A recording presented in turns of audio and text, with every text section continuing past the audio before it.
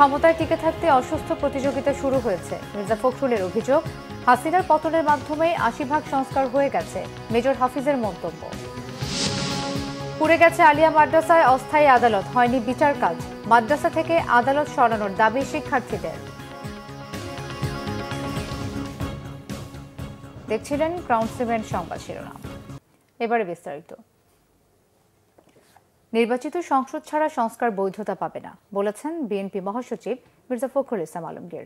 বেগম খালেদা জিয়ার বিরুদ্ধে প্রতিহিংসামূলক মিথ্যা মামলার উপর লেখা রাজবন্দির জবানবন্দি শীর্ষক এক বইয়ের মোড়ক উন্মোচন অনুষ্ঠানে বিএনপি মহাসচিব এই কথা বলেন। মির্জা ফখরুল বলেন, ক্ষমতায় টিকে থাকতে অসুস্থ প্রতিযোগিতা শুরু হয়েছে। দেশের এই পরিস্থিতিতে ঐক্য ধরে রাখার পরামর্শ দেন তিনি। বিএনপি কোনো প্রতিশোধের রাজনীতি করবে না স্মরণ করিয়ে দেন, একটি মহল নানান ধরনের উস্কানি দিচ্ছে। এ ব্যাপারে সবাইকে সতর্ক থাকার আহ্বান জানান বিএনপি মহাসচিব। বিভক্তির রাজনীতি যেন আমরা না করি। এখন যেটা প্রয়োজন, সবচেয়ে বেশি প্রয়োজন দেশকে বাঁচানোর জন্য, গণতন্ত্রকে ফিরে পাওয়ার জন্য ঐক্য, স্ট্রাকচার তৈরি করার সংস্কার অবশ্যই লাগবে। সেই সংস্কারটার যে পেছনে যে শক্তিটা লাগবে সেটাকে একটা নির্বাচিত পার্লামেন্ট, নির্বাচিত সরকার। এটা ছাড়া সংস্কারকে কখনো আপনার লেজিটিমেসি দিতে পারবো না, আমরা এটাকে প্রতিষ্ঠিত করতে পারবো না। তাই আমি সেই সব বিতর্কে এখন যেতেও চাই না। অনুরোধ করবো যে আমরা বিতর্কে বেশি না জড়াই। আমরা আহ্বান জানাবো দেশের সমস্ত গণতন্ত্র প্রেমী মানুষদেরকে, স্বাধীনাধিকারী মানুষদেরকে, যে আপনারা ঐক্যবদ্ধ থাকবেন, বিভাজিত হবেন না। শেখ হাসিনাকে আশ্রয় দিয়ে বাংলাদেশকে অস্থিতিশীল করার ষড়যন্ত্র করলে ভারতের সাথে বন্ধুত্বপূর্ণ সম্পর্ক রাখা সম্ভব হবে না বলে হুঁশিয়ার করেছেন বিএনপির স্থায়ী কমিটির সদস্য অবসরপ্রাপ্ত মেজর হাফিজউদ্দিন আহমেদ। জাতীয়তাবাদী মুক্তিযোদ্ধা দল আয়োজিত ৭১-এর মুক্তিযুদ্ধ জাতির হাজার বছরের শ্রেষ্ঠ অহংকার শীর্ষক আলোচনা সভায় এসব কথা বলেন তিনি। জাতীয় প্রেস ক্লাবে এই আলোচনায় হাফিজউদ্দিন আহমেদ আরও বলেন, ১৬ বছর ধরে যারা গুম খুনের সাথে জড়িত ছিল, অন্তর্বর্তী সরকারের উচিত আরও দ্রুত গতিতে তাদের বিচার নিশ্চিত করা। তিনি বলেন, শেখ হাসিনার পতনের মধ্য দিয়ে ৮০% সংস্কার হয়ে গেছে। অন্তর্বর্তী সরকারের উচিত নির্বাচনী কিছু সংস্কার করে সুষ্ঠু নির্বাচনের আয়োজন করা এবং জুলাই-আগস্টে আহতদের চিকিৎসা নিশ্চিত করা।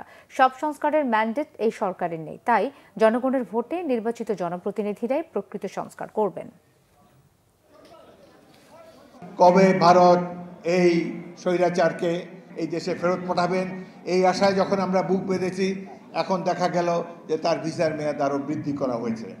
অর্থাৎ শেখ হাসিনাকে তারা দেশে আশ্রয় দেবে এবং বাংলাদেশকে আনস্টেবল করার জন্যে, বাংলাদেশের মধ্যে নানা ধরনের নাশকতা সৃষ্টি করার জন্যে এই শেখ হাসিনাকে ভারত ব্যবহার করবে।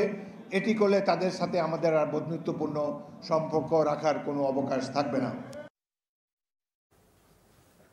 রাজধানীর বকশীবাজারে আলিয়া মাদ্রাসা মাঠে অস্থায়ী আদালত আগুনে পুড়ে যাওয়ায় বিডিআর বিদ্রোহ মামলার বিচার কাজ হচ্ছে না। বিস্ফোরক মামলার পরবর্তী তারিখ ও স্থান দ্রুত সময়ের মধ্যে জানিয়ে দেওয়া হবে বলে জানিয়েছেন মামলায় বিজিবির পক্ষের প্রধান কৌশলী।